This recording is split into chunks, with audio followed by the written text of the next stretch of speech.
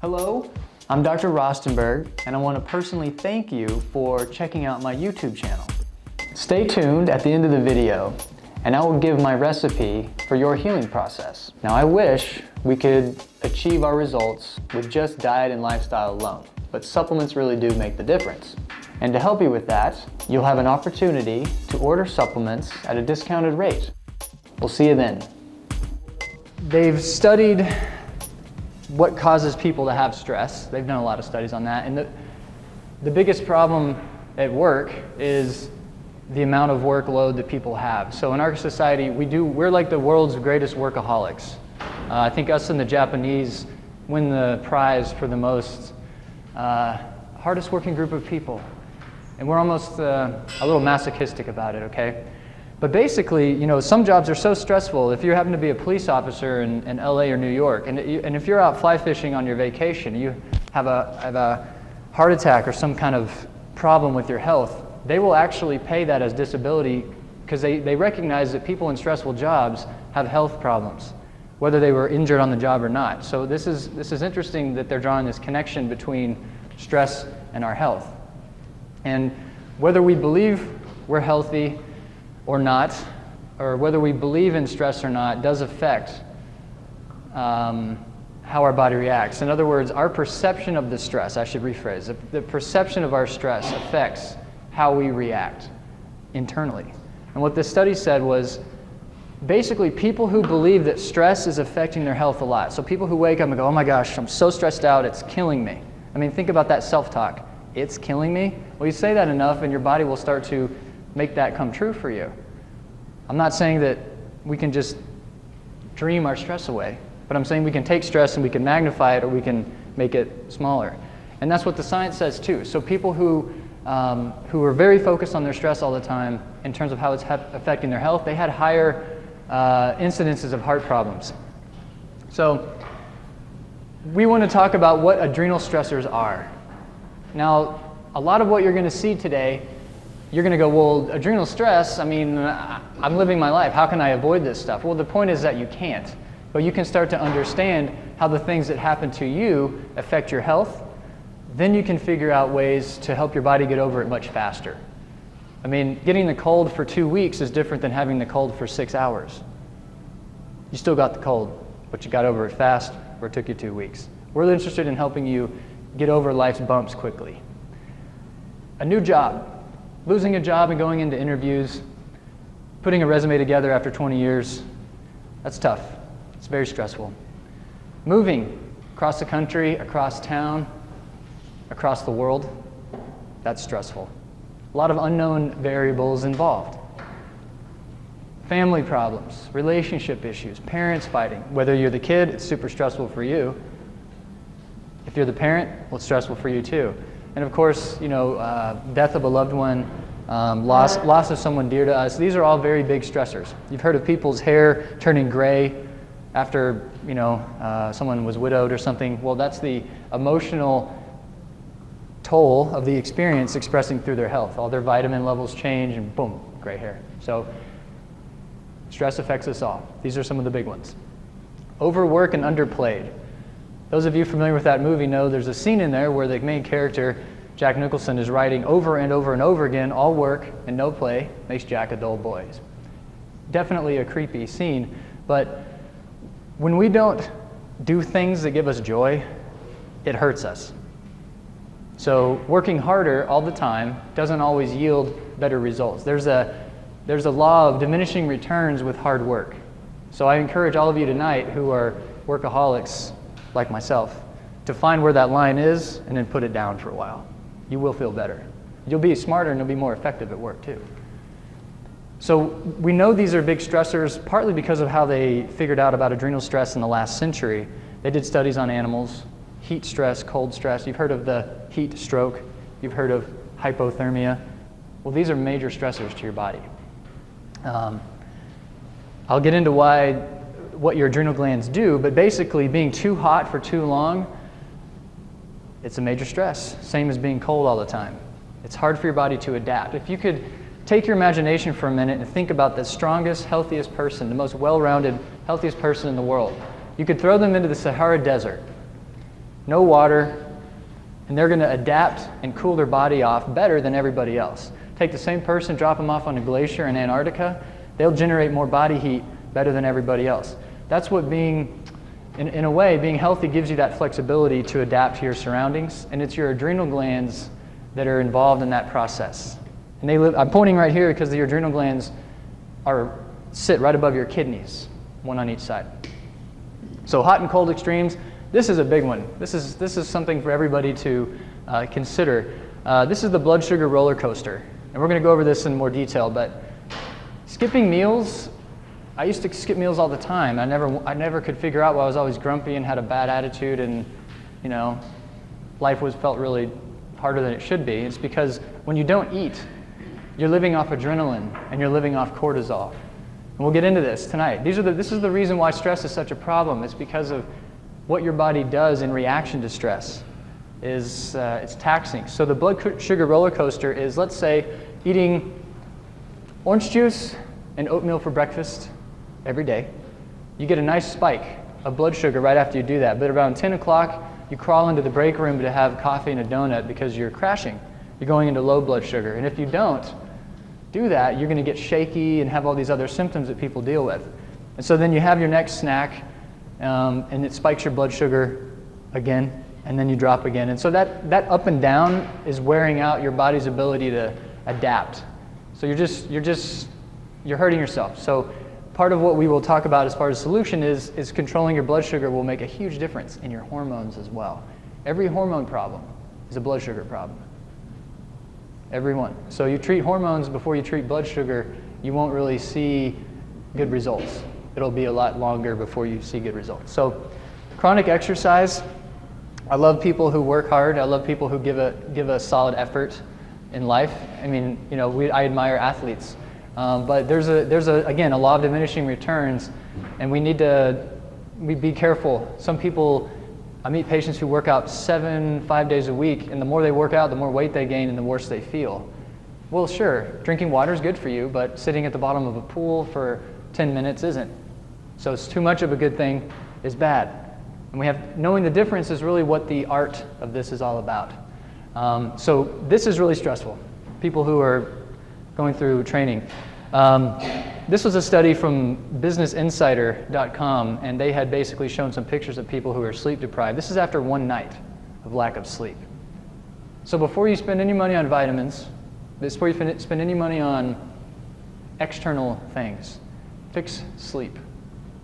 Fixing your sleep will fix most of the problems that you have.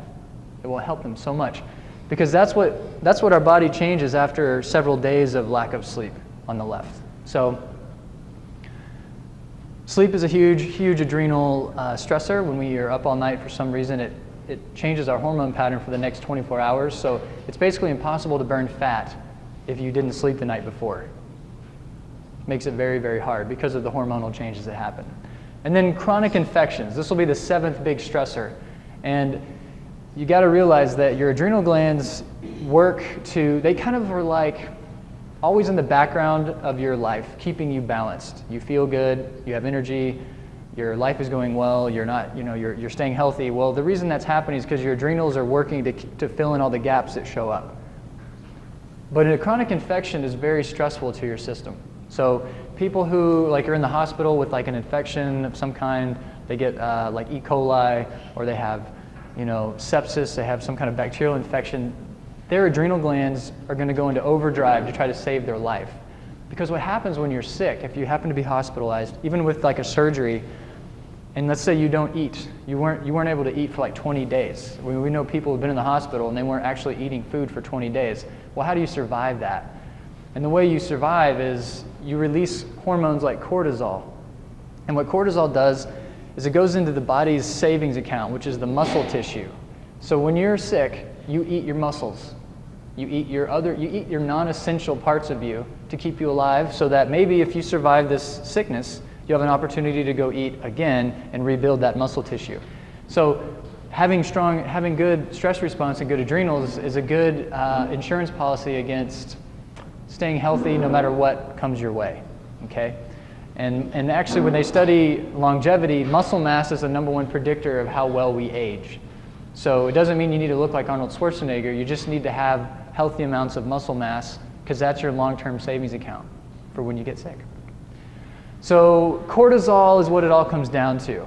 Cortisol is kind of the, I don't know if there's a good cop, bad cop dichotomy here. Adrenaline, maybe that's the good cop. Cortisol, definitely the bad. What's not shown on this graph is adrenaline going into your bloodstream, but adrenaline is water soluble. It makes your heart pound, makes you sweat, makes your heart flutter, and adrenaline basically is in and out in about 20 minutes. So if you've ever had anybody cut you off in traffic and you took your breath away and you honked and you had a big kind of adrenal moment where you got stressed out and pissed off, you release a lot of adrenaline. That's what caused your heart to beat. But maybe 20 minutes later, that rapid heartbeat has calmed down. But what will take a lot longer than 20 minutes is cortisol. And the reason is that cortisol, when you have a stressor, cortisol stays in your body about 9 hours. So let's say someone cuts you off on your way to work, busy day, the kids were cranky in the morning, you got them off to school, got them fed, got in your car, ready to go to work, and then boom, some jerk just cuts you off and you just get really, just pushes your button, man, you're upset. Well, like I said, the adrenaline effect happens immediately, but it's gone in 20 minutes, but cortisol will be elevated 9 hours before it's out of your body. That's if your thyroid's working well too, and we'll get to that. If your thyroid is low, cortisol lasts a lot longer in your body, and I'll explain, but that's why when you have a stressful event or an argument or something happen in the morning, you still feel kind of bad later that day. It's because you're feeling the side effects of that hormone. So this stuff, we can't live without cortisol. I'm not saying everything it does is bad. I'm just saying it's so powerful, you need to keep it at a low level as much as you can. Because what will happen over time, this is why adrenal problems cause hormone problems. Over time, your body will try to make more cortisol and more cortisol at the expense of your other hormones, your sex hormones, because your body's really good. Like I said in the beginning, your body's a genius. It doesn't make mistakes. It doesn't have an ego problem. It doesn't mess with you because it's having a bad day. It doesn't do anything wrong. It's just acting in its best interest at every moment that you're alive. So I think that's a pretty powerful idea. When you're under stress, your body goes into a process where it doesn't waste energy on stuff that's frivolous. And unfortunately, growing nice hair, strong fingernails, having good digestion, and ovulating or having a good sex drive is fairly frivolous in terms of your body's long-term survival. So if you suffer from those issues, you're looking at the side effect of some adrenal stress in your life, okay? So the reason is that cortisol is made from cholesterol, which is a good thing for us, not a bad thing. Cholesterol is not a bad guy. And it's this process called the pregnenolone steal, and basically the purple arrows are going like gangbusters. Those are stealing all the raw material from the other hormones, because your body's going, well, making testosterone, making estrogen, making progesterone, I'm going to survive this stressful moment, and then maybe if I get a chance later, I'll make some more sex hormones and feel good. But it's all about survival. So your body's really very intelligent in how it does this, but that's why chronic stress is a problem for us. It changes our hormones. 10% of couples deal with infertility. This is the evidence of adrenal stress in its different forms. And high cortisol will cause fat to be gained around the organs. And so we have a machine in our office that's very useful. It's called a bioimpedance analysis machine. It's a mouthful, but basically it puts an electrical signal into your hand and your foot, and it runs these different currents through your body back and forth for a few seconds, and it can tell you what you're made of. It can tell you how much water you have, how much fat tissue you have, and how much everything else, how much liver, how much muscle tissue, how much dry mass you have. And you'd be surprised how many people actually qualify as what we would call skinny fat. And the reason why someone is skinny fat is that if you pinch their skin, they don't have a lot of fat underneath their skin. But because of the stress response that's gone on, they have packed fat around their organs. And I'm just kind of pulling your eye to this kidney right here. This arrow on the top left, you can see white. You can almost see the kidney in perfect relief there. That's fat, that's visceral. And that's just more damaging to us. It's like always sending off messages into our bloodstream that are inflammatory. It makes us just kind of feel not as good as we could. And so the good news, though, is when you start to fix these issues, that's the first place that weight is lost. A lot of times in weight loss, people notice their clothes change first. That's because that stuff is being burnt. So your body's really smart. It would rather not have that there, but it's doing that to protect you. Because if you had a whole lot of fat in your bloodstream, then you would have like a clot or an embolism or something. So your body's storing fat as best it can. So to illustrate this idea of stress, there's a really great video. There's a great book called Why Zebras Don't Get Ulcers. And I'm going to let you enjoy this idea. This is a researcher who studies animals. He studies baboons in Africa. His name is Dr. Robert Sapolsky.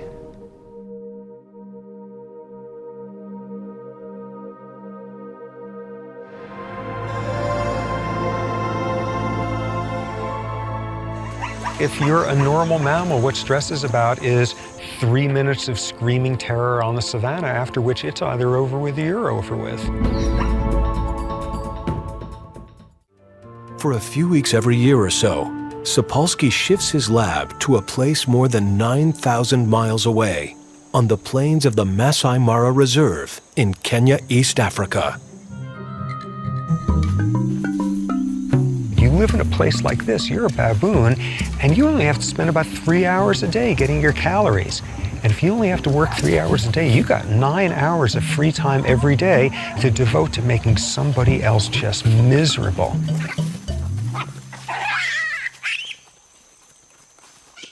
They're not being stressed by lions chasing them all the time. They're being stressed by each other. They're being stressed by social and psychological tumult invented by their own species. They're a perfect model for westernized stress-related disease. Because what stress is about is somebody is very intent on eating you, or you are very intent on eating somebody, and there's an immediate crisis going on. When you run for your life, basics are all that matter. Lungs work overtime to pump mammoth quantities of oxygen into the bloodstream. The heart races to pump that oxygen throughout the body, so muscles respond instantly. You need your blood pressure up to deliver that energy. You need to turn off anything that's not essential. Growth, reproduction, you're running for your life. This is no time to ovulate. Tissue repair, all that sort of thing. Do it later if there is a later. When the zebra escapes, its stress response shuts down. But human beings can't seem to find their off switch. We turn on the exact same stress response for purely psychological states, thinking about the ozone layer, the taxes coming up, mortality, 30-year mortgages. We turn on the same stress response, and the key difference there is we're not doing it for a real physiological reason, and we're doing it nonstop. After a while, the stress response is more damaging than the stressor itself, because the stressor is some psychological nonsense that you're falling for. No zebra on Earth running for its life would understand why fear of speaking in public would cause you to secrete the same hormones that it's doing at that point to save its life.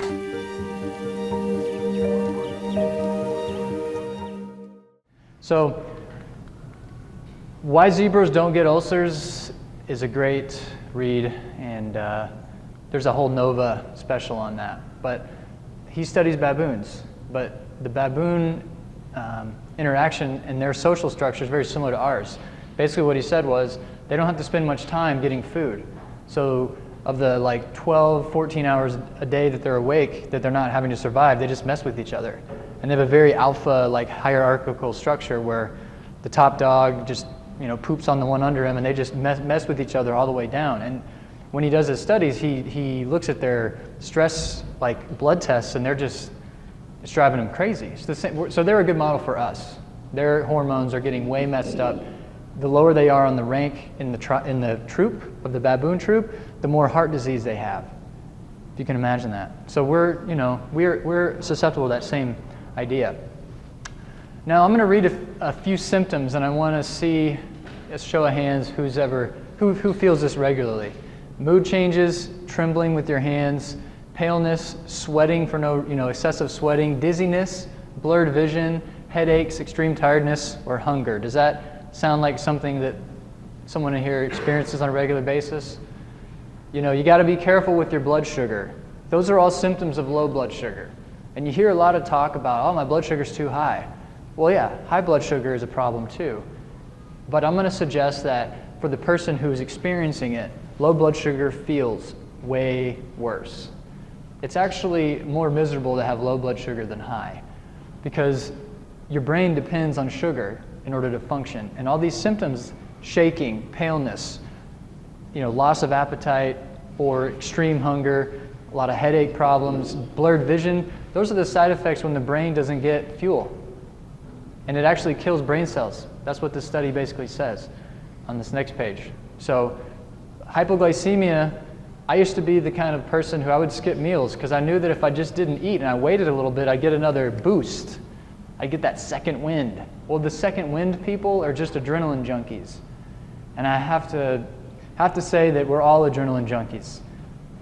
Every one of us, because adrenaline feels good. It gives us stimulation, turns our brain on, we can focus, gives us, it wakes us up. It's like, it's its own drug, I guess. That's why people do all kinds of crazy things. They climb big mountains or jump off bridges with parachutes attached, or they fly jet planes that are experimental aircraft. I mean, the only people that would do that are absolute adrenaline junkies. There's no other benefit. So, and that's okay. Just recognize that if that's what you do, that's why you're doing it. But even people who don't do extreme sports are adrenaline junkies. People who skip breakfast, people who skip meals, people who put themselves in situations that's very stressful a lot, they may be doing it as a way to stimulate themselves. And it's important to recognize that. Because when we talk about blood sugar, you can do a blood sugar in the morning at the lab and it's like 85. Oh, you have great blood sugar. What they didn't test for was what happened the 12 hours before. Because you had the wrong food for dinner, or you didn't eat enough all throughout the day before, and your blood sugar spiked after your dinner meal, and as you were sleeping it just kept dropping and dropping and dropping, and all they did was take a test right when it was dropping, and then it goes down and back up. And so what I'm really talking about is this up and down high blood sugar and then dropping really quickly. That feels terrible. It feels horrible. Has anybody here ever worked out or done like a race or a soccer game and just like gotten nauseous like 20 minutes after you started working out and you want to puke? Or you're working out so hard that you just get dizzy and you feel sick? Well, what that is that's your body dumping all this adrenaline into your system really fast because your blood sugar is dropping way too fast. Way too fast. So blood sugar, it says here that it kills white matter, which is like we're talking MS-style problems where you lose white matter and you have neurologic symptoms, tingling, numbness, you lose the ability to, lose function in your body. So low blood sugar is not a joke. It's a big deal. Okay. So eating frequently is one of the most basic things that we should all do. There's really no excuse to skipping meals. We as people are grazers, and the only time to fast is between dinner and break fast. That's why they called it break fast. So, interesting just about how your body works. You have a little sensor in your carotid artery that sort of samples your glucose level every second you're alive, just reading, it gets a read on how much blood sugar you have. And so that's the way your brain figures out where your body's blood sugar is. So if you have a bad communication between the nerves in your neck and your brain, and you're not getting a lot of neurologic information passed back and forth, your body's not going to be able to balance blood sugar as well. So all things being equal, you want to make sure that this little sensor in your carotid arteries is doing a good job of telling your brain where you're at. Because the more information your brain has, the better the response from your brain. Your brain is, sort of the central processing unit. It's this amazing computer. But just like any computer, if you give it bad data, whatever it spits out is just gobbledygook that doesn't help you. And so a lot of what we do in natural medicine and chiropractic is just kind of help the brain and the body talk so that the brain knows what's going on and then it can make a better response. And that's going to benefit everybody.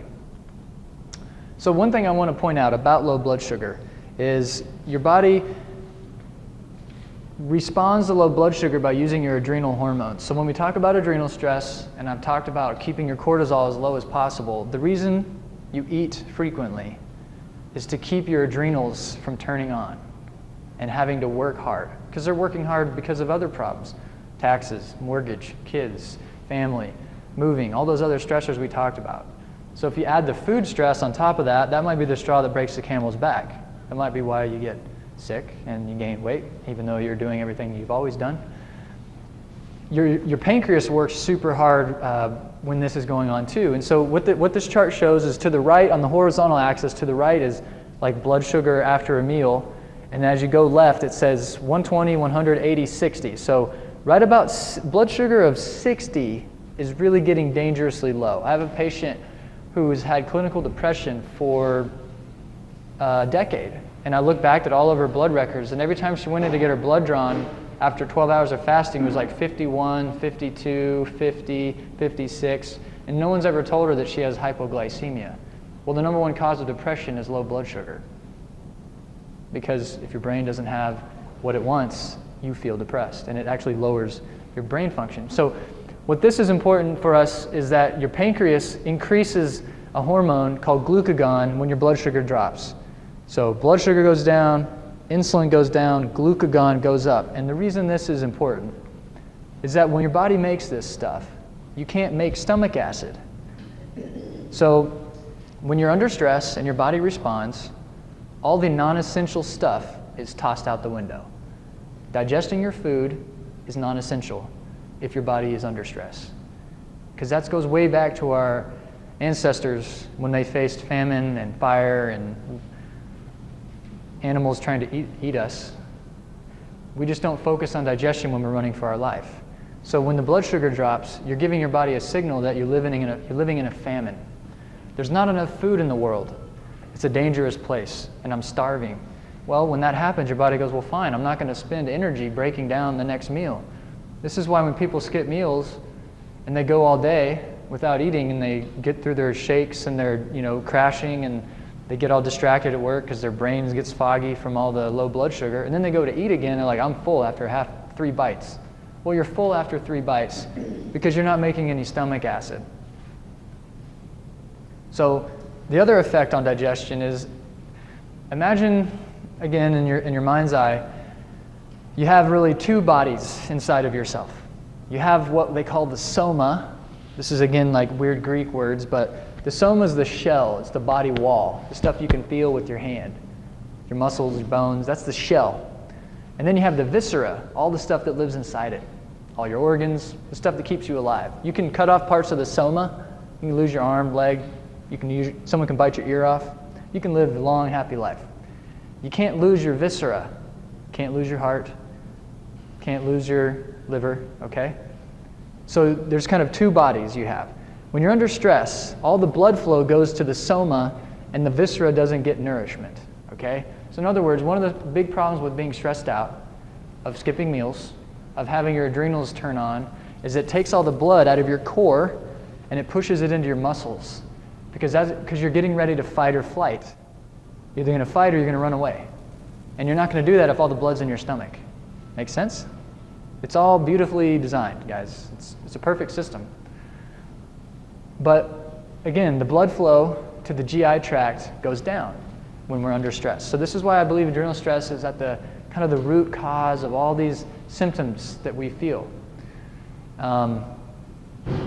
It messes up our digestion, and who here has perfect digestion? Again, it just reduces the blood flow to the gut, and when the gut gets low blood flow, the gut becomes acidic. It loses oxygen, and it's hard for those cells that line our intestines to be healthy. And so then when we eat, we're going to be more likely to have food allergies. We're going to have hives when we eat. We're going to get headaches when we eat. Because of all this stuff that's not working right in our digestive process is really irritating our system. And that's because we've been under too much stress and the blood hasn't gone to the gut to nourish it. Because blood brings in oxygen, nutrition, and it brings out toxins. It's okay if this happens once in a while, but chronically, we have a problem. They used to think in the 50s and before, all ulcers in the stomach were stress related. Stress causes ulcers. And they just didn't, they looked and looked and looked for a cause to ulcers besides stress. And in the 80s, this one doctor, really smart guy, I don't know his name on the top of my head, he figured out there's a bacteria called H. pylori. Anybody heard of H. pylori before? You know, it's a bacteria that lives in like 30% of humanity's stomachs. And this guy said, well, this is what causes ulcers, and he kept drinking this stuff over and over again until he gave himself an ulcer, and then ultimately that would turn into stomach cancer. So a lot of gastric cancers come from H. pylori infection. And he got, I'm not sure if he got the Nobel Prize, but I mean, it was pretty cool he figured that out. But then they realized 30% of humanity has this bacteria in their gut, and 30% of humanity doesn't have an ulcer and doesn't have stomach cancer. So then they went back and said, well, it's stress that causes the immune system to not work. And then the H. pylori goes crazy, and then you have a problem. So in the end, it's still stress. Anybody here dealt with Raynaud's phenomenon? Like white hands, feet, like cold air just turns them white, and it takes a few hours, takes a while for them to come back. What you're looking at is you're looking at effects in the skin of the stress response that I was just describing, of the blood being pushed around into the muscles. And it's not going to go to the skin either, because the skin is sort of, you're not going to get blood flow to the skin. You're going to get blood flow to the muscles. And so the Raynaud's phenomenon is really the body's, it's evidence of like a stress reaction. It's just over exaggerated. And so the blood vessels in your hand get so tight that they stop allowing any blood flow to go at all. It's like they're overreacting. They're just constricting. And so then they turn white. So we know it's a blood flow problem because the color of your hand changes. If your hand went numb, you'd know that's a nerve problem. Okay? If the sensation changes, it's more of a neurological problem. But if you see like something turn purple or something turn white, something turning purple is that there's too much venous blood pooling there. The oxygen content of blood goes down and its color changes. If it turns white, it means there's no blood getting there. So stress, Raynaud's, fix the gut, makes a huge change. We've seen it a lot in our practice. So you produce this stuff. Anybody here ever done an IgE food test, like an allergy test? They take your blood and they like send it into the lab and they see what you react to. And what they're using is what's called immunoglobulins. And these are little proteins that your immune system makes, and they fit like a key into different locks. And they're basically saying, okay, if you have a reaction to apricots and kale and green beans, your body's treating those three foods like a toxin and it's reacting to them. But you make another type of immunoglobulin in your gut. It's called SIGA. The stuff that they do those blood tests with for food is called IgE. You don't need to get too technical with that. Just know that IgA is like a barbed wire that protects your gut from bad things coming in. Okay? Without IgA, our gut becomes inflamed. And cortisol, that hormone that we release when we're stressed, makes it really hard for our immune system to make IgA. So there's another mechanism how stress hurts our digestion. And it all goes back to the gut in pretty much every chronic problem. So making more IgA helps your immune system and helps your digestion. And it calms down any inflammation you may have. So this is another benefit of lowering your cortisol. So that beast of a dog there is a lot less scary with that muzzle on his mouth. And when you're under stress, your immune cells that are like those attack dogs that kill cancer-infected cells, that kill virus-infected cells, they're called natural killer cells. They're part of your lymphocytes. But when you have a lot of stress and your cortisol has been up for a long time, it slows down how well those cells can clean your body out. And everybody you've ever met on this planet has cancer cells in their body. It's just how we live.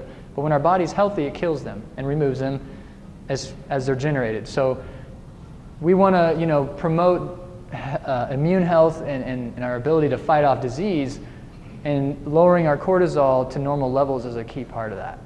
So with the muzzle on, your immune cells can't go and do what they're trying to do, which is keep you healthy and kill bugs. Another thing we'll see on blood tests when we look at patients is they'll do a complete blood count, a CBC, and we'll look at the immune system. And you have different parts of your white blood cells. You have neutrophils, they kill bacteria. You have lymphocytes, they kill viruses. You have monocytes. They're like Tasmanian devils. They just chew stuff up, a lot of different things. Then you have eosinophils and basophils. Basically, you should have a certain proportion. You should have 60% neutrophils, 30% lymphocytes, 8% monocytes, and 3% eosinophils, and almost like 0 to 1% basophils. That's a normal, balanced immune system. And what we'll see on patients when they do their blood work is their lymphocytes are like 18% or 20%, and their neutrophils are 75. So it's gone from 60-30 to 80-20. And that's due to stress. And so they're good at killing bacteria, but the lymphocytes kill viruses, the cold virus, the flu virus, herpes virus, viruses. That's what these cells do. So stress really does affect our ability to kill viruses. Cortisol makes that happen.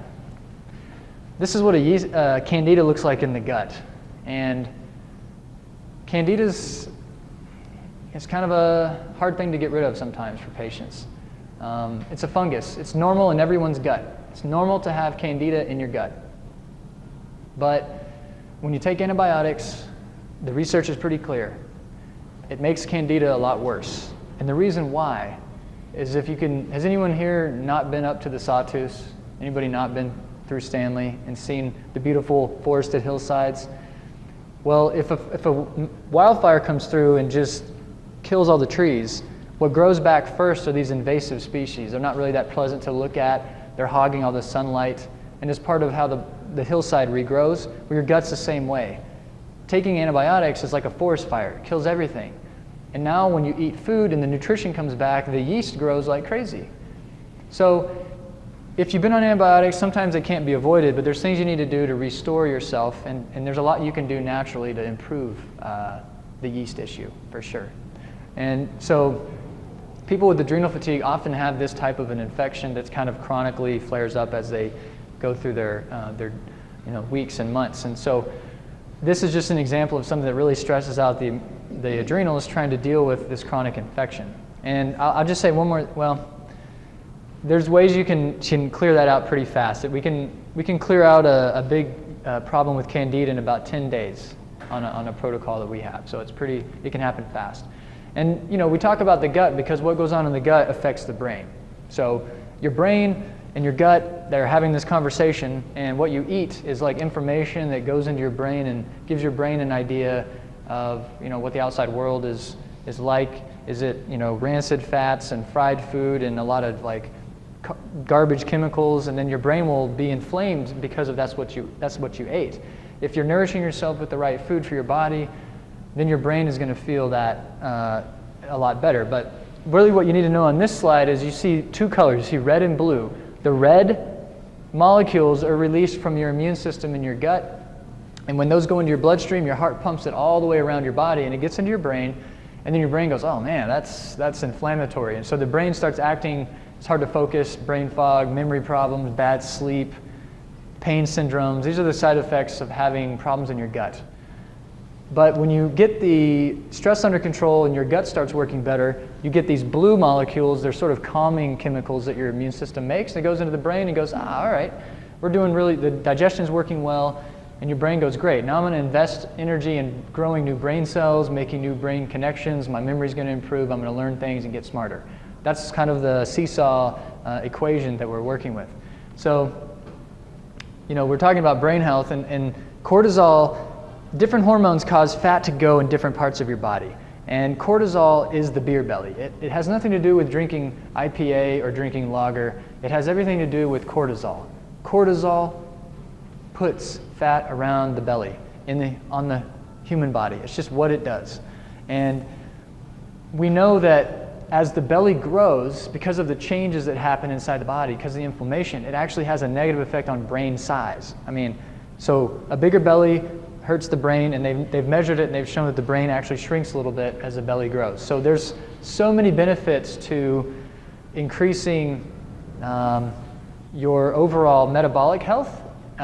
Just being overweight to begin with allows you to recycle cortisol. It's just the way we're built. The fat tissue on our body activates cortisol that the liver just spent time inactivating. So the more weight we carry, we literally are more stressed out, all things being equal. That's because we have more cortisol running through our veins, and that's one of the side effects of extra fat tissue. So they looked at insomnia. It's a really common complaint in my office. You know, doc, I'm just not sleeping, you know. What's going on? And there's a lot of reasons for this. But you can take it to the bank that when you wake up in the middle of the night and your mind is racing, and maybe your pulse is going, and maybe you're a little sweaty, maybe even hungry, you have low blood sugar and or you have high adrenaline. Because the side effect of adrenaline is mental alertness. So if we go back to that story about getting in your car after you had a difficult morning in your house, getting everybody ready, getting them out the door, and you had a little snap with your partner, and now you're just your feathers are ruffled. Now you get in the car and some jerk tries to cut you off again. Well, you can't go take a nap. You're not going to be able to just pull over the side of the road and put your head down and go, I'm tired, I'm going to take a nap, because stress wakes you up. Stress wakes you up. So if you're finding yourself waking up in the middle of the night, something is causing your body to release adrenaline. And there's reasons what we look for.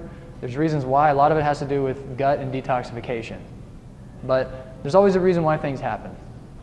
And so they looked at, this study was from last year, they looked at women who had insomnia, and lo and behold, women who can't sleep have much higher levels of cortisol at the wrong time of the day.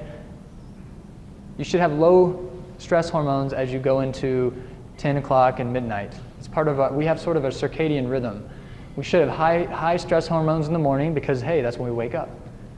You know, the sun comes up, we got to get going. And then as the day goes on, those hormones kind of gently go down, and then towards evening they drop at their lowest, we go to bed, and it starts over the next day. But there are situations that cause that cycle to get flipped upside down and distorted, and I'll show you a test at the end how we look at that. But so sleep problems are stress and adrenal problems. One causes the other. It's like yin and yang. It's like a snowball effect. So working on sleep, even if you have to take an herbal tranquilizer or melatonin to go to sleep, I'm going to say that there's probably some side effect of taking melatonin for 20 years to sleep, okay? But that side effect is probably that big. The side effect of not sleeping is gigantic. So you got to weigh your options. So sleeping, taking something to help you sleep is going to benefit. Again, high stress hormones is poor sleep. So when you're waking up in the middle of the night, it's stress hormones in your body. The question is why, and how do we come up with a way to lower those stress hormones? Coffee drinkers, coffee's a healthy thing. I'm not here to say it isn't. But I'll say a couple caveats. If you skip meals and you drink coffee instead, shame on you. You're hurting yourself because you're taking a low blood sugar situation that already has high adrenaline, and then you're adding more to it. That's what coffee does. Coffee increases our adrenaline, and that's good. It makes us feel good. I'm not saying it. Coffee, studies have proven conclusively, coffee is a very good thing. In fact, in the United States, it's our best. It's the number one antioxidant that people have in their body. If we took coffee away, we'd have a lot more disease in our society really fast. So there's a lot of antioxidants in coffee. But I'm showing you this because you can see that when people with certain genetics, some people here. So what you're looking at you're looking at the dark gray and the light gray. Okay. The dark gray are really good at breaking coffee down. So they don't have a ton of adrenaline release. These are people that have coffee after dinner and they go to sleep. I'm jealous. I like the taste of coffee. There's no way I could ever do that. I'd be up till like 7 the next day. So you're lucky if you can do that. You're probably in the gray group, the dark gray. The light gray, that huge spike, those are people who drink 3 or 4 cups of coffee throughout the day. They're dumping so much more adrenaline, like 3 times more adrenaline, and that's due to their genetics. So if that's you and you have trouble sleeping, dial back on the coffee. That will make a difference. Melatonin's really good for us. Really, really, really, really good for us. If cortisol causes all these problems with our gut and our digestion and our stomach and our immune system, melatonin reverses it. Okay? Melatonin actually lowers your cortisol. Sleep lowers your cortisol. So the best way to fight stress is to get nutritious sleep. And I say nutritious because, it's 8 hours, you're sleeping deeply. you had a good dinner, you didn't go to bed with an unresolved conflict in your house. Fix all your,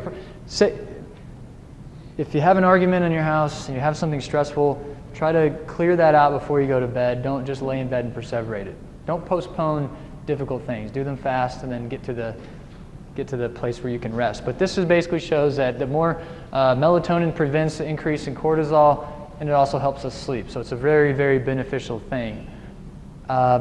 Several patients of mine, and I think myself included back 10 years ago or so, we would just get tired in the middle of the day for no reason. It's like 2 o'clock, you eat lunch, a couple hours later, boom, you just have to take a nap. You can't even stop yourself. Or maybe you just fall asleep almost like a narcoleptic. You're just sitting there and then you just crash out. That's a sign of actually low stress hormones. Like you've depleted your stress hormones so much you can't even stay awake anymore. And that's not good either. We don't want to have super high stress hormones. We don't want to have no stress hormones. We want to be in the Goldilocks version, where you're in the middle, where you're balanced. And so people who are falling asleep like this guy in the middle of the day at inappropriate times, they have an adrenal problem.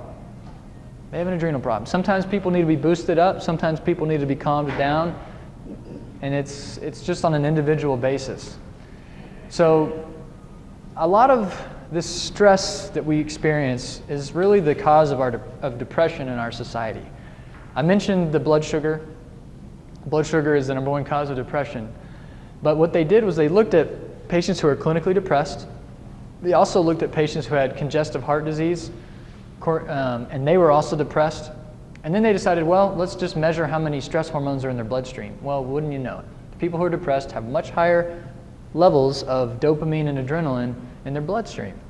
Yeah, if you're running for your life all the time, emotionally or metaphysically, metaphorically, and you're in the stress response, your body's not going to invest in things that make you feel good, because the signal the body's getting is that it's a famine, it's a war, it's the end of the world.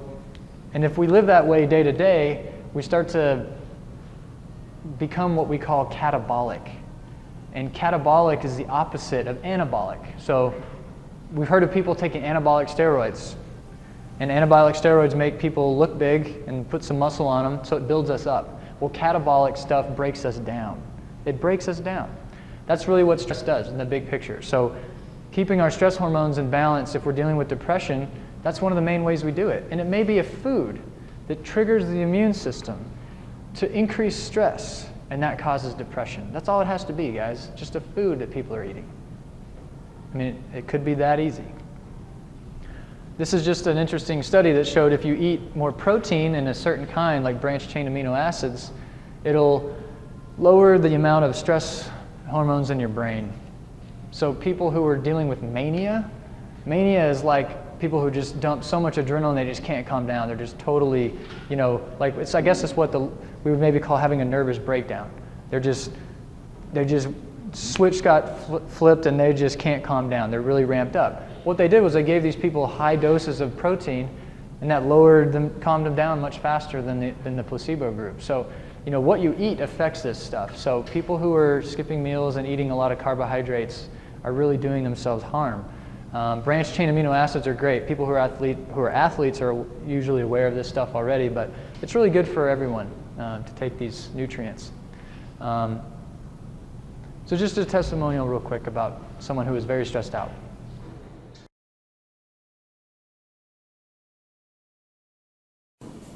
All right, we're here today with Vicki, who's been a patient of ours for several months now. She's made quite a transformation. And Vicki, would you mind telling the viewers what you were going through when you first came in? Well, when I first met with Dr. Rostenberg, I was kind of going through some depression and some weight gain issues and self-esteem issues and having trouble sleeping at night and a lot of allergy issues. And since I've been seeing Dr. Rostenberg, I feel wonderful. I've lost, almost 40 pounds now, and I don't have trouble sleeping at night, and just, making healthy choices in what I eat, and I found that I don't have to starve myself, and I actually get to eat 6 times a day and quite a few calories. It's just making better choices in the food that I take in, and it's helped in all areas of my life. I just have more energy, and sleep better, and I'm happier, and my health is improving with my blood pressure and my cholesterol, and I've tried all kinds of other things in the past and none of them have worked, and this is the only thing that seems to work. It's just, you know, going through that detox and resetting my metabolism really made a difference. So that's an example of, you know, someone who you meet who's going through a lot of stressors all at once. I won't get into the details because I'm not going to share that with you. I just say that it was a very stressful situation, both personally and professionally for her. But she rallied, and we worked together, and we came up with a strategy for her to help her. And she did fantastic. And that's kind of the type of effects that we like to see in our patients, is what we expect and gun for with everyone. So I'm going to talk a little bit about thyroid, because thyroid is a big problem, especially for females. And that's because estrogen and thyroid have kind of a bad relationship. And I'll go into that, but you may have done a thyroid test and you see T3 and you see T4 and the doctors go, oh, that's great, you're normal. You're like, well, I still don't feel normal, thanks. But I'll give you a little information about the differences of these two hormones. The T3 hormone, it's like a Ferrari. It's way, way stronger and way faster and way more active than T4. So your body's very careful with how much T3 it lets out into the body, because it's very powerful. T4, on the other hand, is like that red Italian bicycle. They're both Italian, they're both red, they both have wheels, and they'll both get you from point A to point B, but T3 does a lot better job than T4. And what cortisol does, our old friend cortisol, is that it decreases the amount of T3. So the whole idea being, again, when the body's stressed out, it doesn't waste energy on things that are frivolous. And you having energy, your brain working well, and losing weight and having healthy digestion are frivolous things when the perception in the body is stress and alarm. And that's just how we're built. So cortisol does really affect the thyroid. A lot of thyroid problems are just adrenal problems. But since there's no medical test for adrenal health, there's no drug for adrenal health, there's no surgery, it isn't looked at. People are going to ignore what they don't get paid to do, guys. So if you don't get paid to treat it, it's just not going to be part of what you do every day. But cortisol is a player in thyroid problems. Basically, they were looking at people who were sick in the hospital, and their thyroid function went down because the stress response lowers the expense. You're not going to spend energy. Thyroid is all about metabolism. It sets the idle speed of your cells. So if your cell is supposed to idle at 900 and it's idling at 400, it's not going to run very well. That's what thyroid does. It keeps it at that right idle speed. And cortisol slows that idle down, again, because by slowing down the thyroid, cortisol is conserving your energy. If you're in a crisis, you don't want to waste energy frivolously. I mentioned in the beginning that cortisol lasts in your body about 9 hours, okay? There's this thing called half-life in chemistry, and when you take a drug, it takes a certain amount of time for it to go in half, and then in half again, and then half again, and half again. Those are half-lives. 5 half-lives before it's basically completely out of your body. So cortisol's half-life normally is 9 hours, but if you have a thyroid problem, that cortisol may last 13 or 14 hours. So again, low thyroid means you're more stressed out. Higher body fat percentage means you're more stressed out, all things being equal. So getting these things fixed helps you deal with stress. It helps you rebound from stress much faster. Estrogen increases this thing called thyroid binding globulin, which is it's a lot like the UPS truck. If your thyroid hormone is the box they're delivering, the truck it rides on is this binding globulin. And when women are taking a lot of birth control, or they have exposure to estrogen, or they've had several kids where they've had a lot of estrogen in their body, a lot of the health problems that come from that are due to how it affects thyroid. So getting rid of estrogen effectively and helping your body detox that really helps your thyroid as well. So people with adrenal fatigue, especially women, they don't make a lot of progesterone, and they tend to just be estrogen dominant.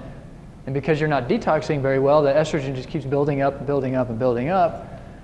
And then on top of all of that, extra fat tissue creates estrogen itself. So a lot of thyroid problems, treating the thyroid is like treating your check engine light. It's just easy to see that it's off, but it doesn't tell you what's really going on.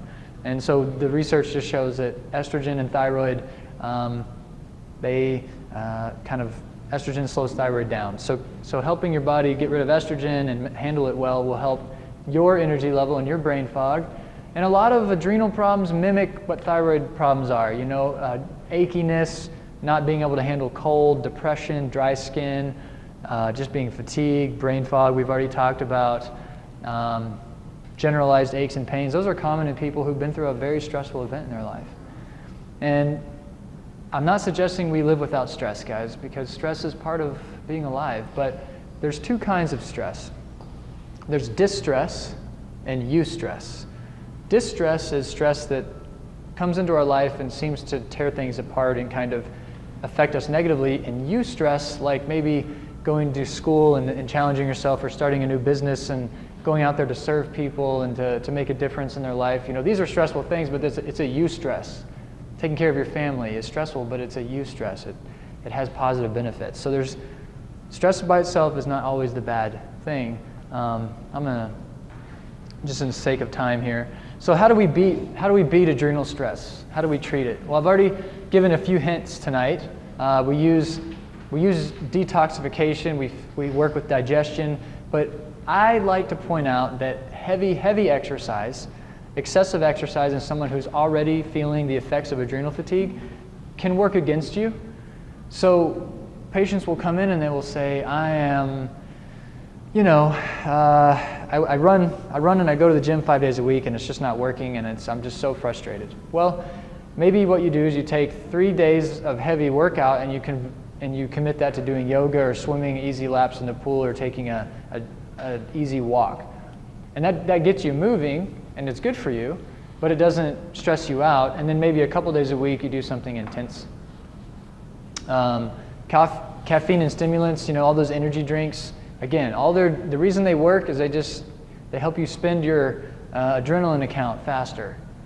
And we're all adrenaline junkies and it feels good, at least in the beginning, to have a lot of adrenaline. So avoiding stimulants if you're feeling like you're having trouble calming down and it's 11 o'clock at night and you're wide awake, just think about how much coffee you're having, think about your stimulants that you're taking, and maybe play with that a little bit.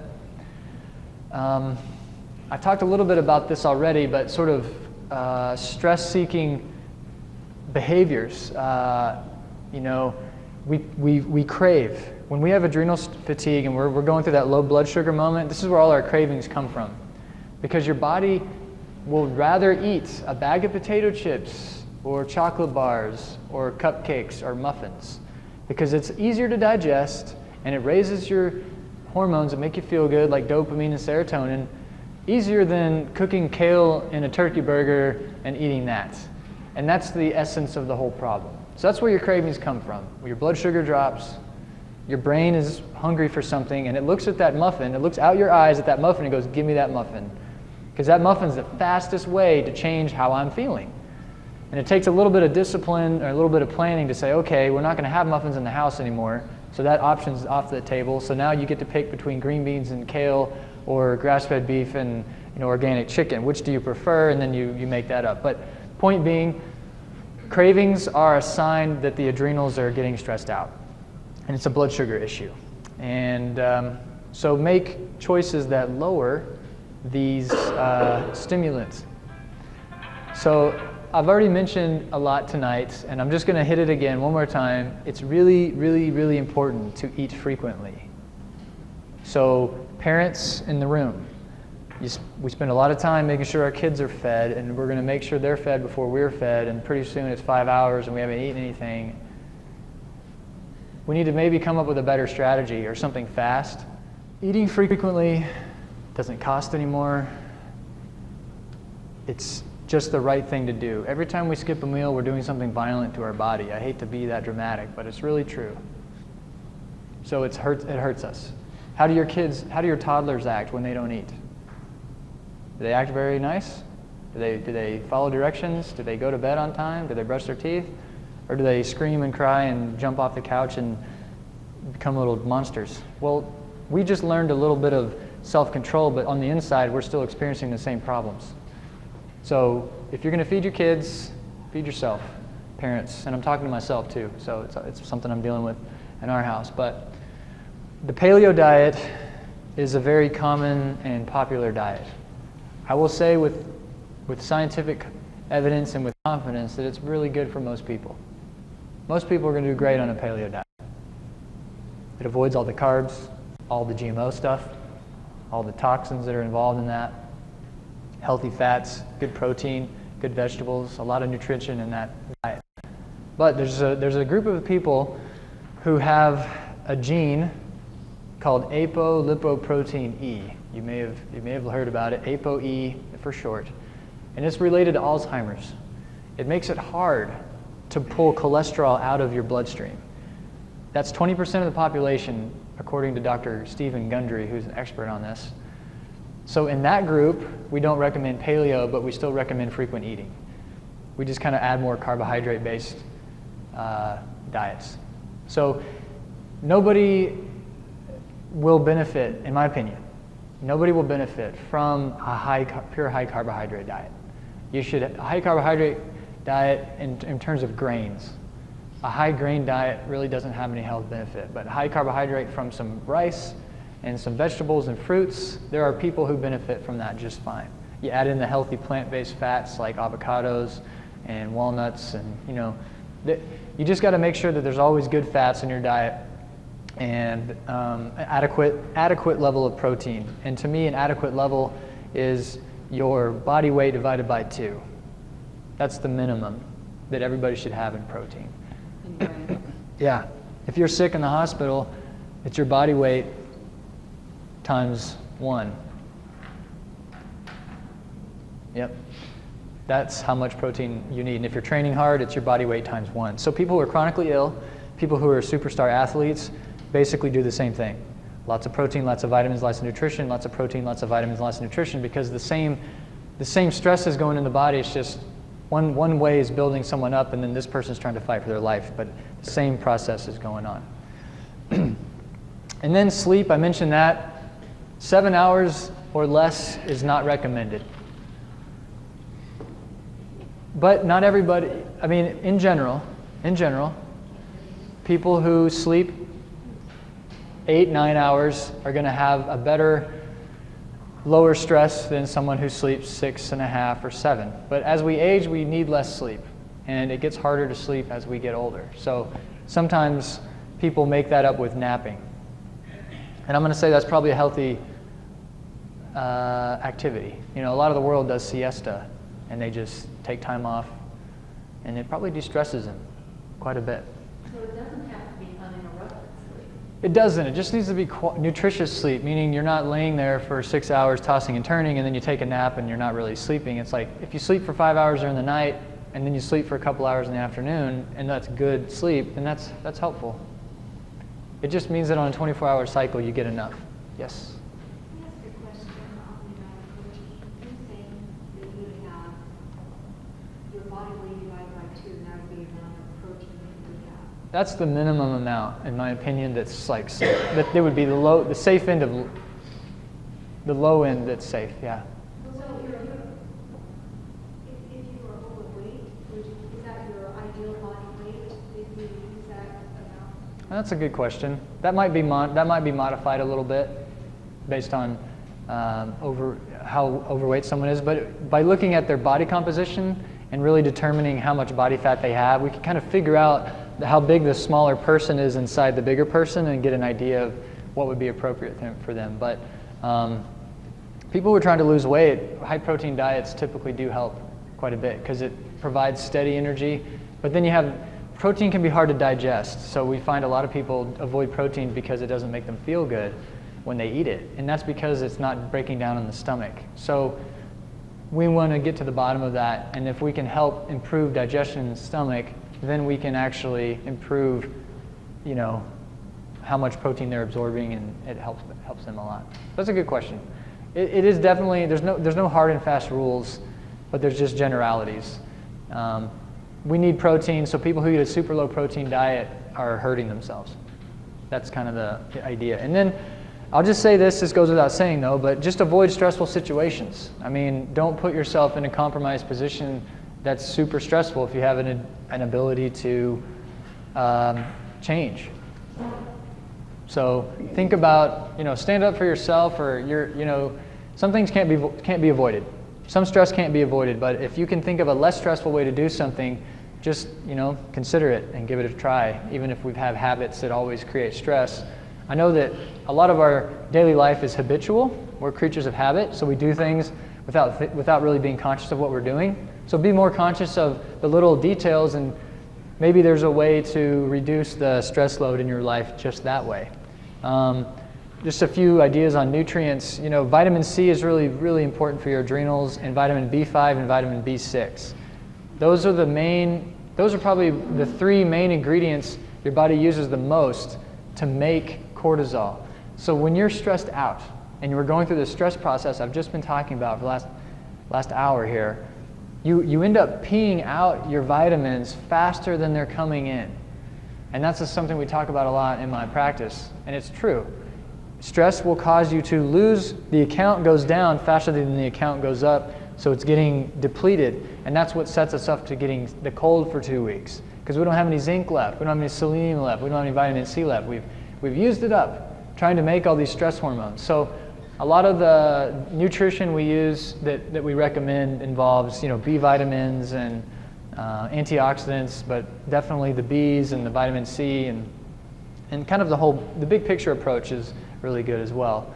This is a hormone test that we run in our office. I don't know if anybody here has ever done a hormone test for the adrenals, but it's not a blood test, it's a saliva test. And the saliva test is more accurate because the hormones we're looking for are the active form of the hormone. And what's unique about your saliva is that it's different than the bloodstream. In the bloodstream, you get the hormone that's bound to the UPS truck, like I was talking about earlier. It doesn't tell you actually how active that hormone is. So by doing a saliva test for the estrogen or the testosterone, the progesterone, DHEA, and then cortisol, we can get a pretty good picture of what's going on in someone's body. This test shows insulin resistance and low DHEA. So what's happening is, it goes back to that slide I showed at the very beginning, where cortisol is stealing all the cholesterol to make the stress hormone, and then your other hormones go down. So this is a female who's on the screen here, and the testosterone is high. It should be below 50, and it's 64. And in a female, high testosterone means there's insulin resistance. It's an insulin resistance problem, and that's just, when women become insulin resistant, they make more testosterone. When men become insulin resistant, they make more estrogen. It's just a flip-flop. And then the DHEA hormone is what makes your libido hormones, your testosterone and your progesterone. So having low DHEA means you just don't feel like yourself. And then the bottom chart right here, what you're looking at are you're looking at 4 samples. So the person sends in their saliva sample 4 times throughout the day, morning, noon, evening, and night. And in this case, they're not really making enough cortisol at all. So they've gone through the curve from going from the high cortisol phase down into the low cortisol phase. And that's why they're feeling, they sleep for 9 hours, but they're not rested. And anything stressful that happens around the house just throws them for a complete loop, and they're just way, way stressed out for more disproportionately to the stressor. They can't get going without caffeine. They just get fatigued in the afternoon. These are very common side effects of being in that's what we call phase 3 adrenal fatigue. So phase 1 is like the beginning, phase 2 is the middle, and phase 3 is the last phase before they call what someone would describe it as adrenal failure. And that is kind of like when the adrenal glands are just so tired they just hardly are doing anything. But what you need to know is that your adrenal glands will get stronger when we stop asking them to work really hard every day. They're like a tired horse. and you whip a tired horse, eventually the horse gives out. So the idea is, let the tired horse rest, follow these ideas we've talked about tonight with your blood sugar and with sleep, and just recognizing the signs of stress, and your adrenal glands are going to get stronger, and that makes you stronger.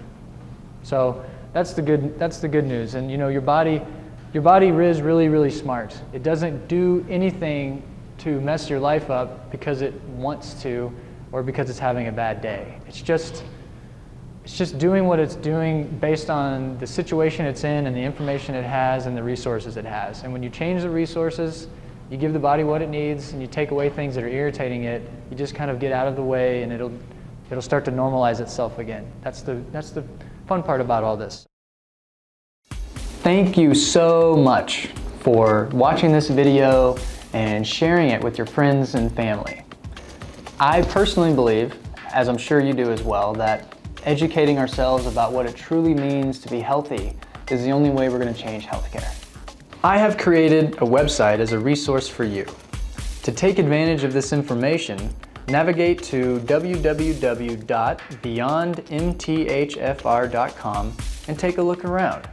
In addition to blogs and articles I have written, you will find a tab on the menu labeled Protocols. It is a growing list of tools that I use in my office to help support my patients. You will find background information on common health conditions, you will find a detailed supplement protocol, and you will find dietary advice to support the body's natural healing process. You will also have access to order recommended supplements at a discounted rate and have them shipped to your front door. I'm giving you the tools that I use in practice every day to help you overcome health challenges and live a happier, healthier life. I have done my best to give you that information, and you will find it on these protocol pages. If you are looking for more help than simply what supplements should you take or what diet should you follow, I'm inviting you to come to Boise and see me. Let me and my team and my staff take care of you.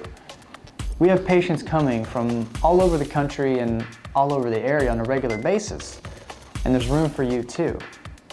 Now, if coming all this way to Boise is too big of a commitment, then please pick up the phone or email my office. We can work together from a distance.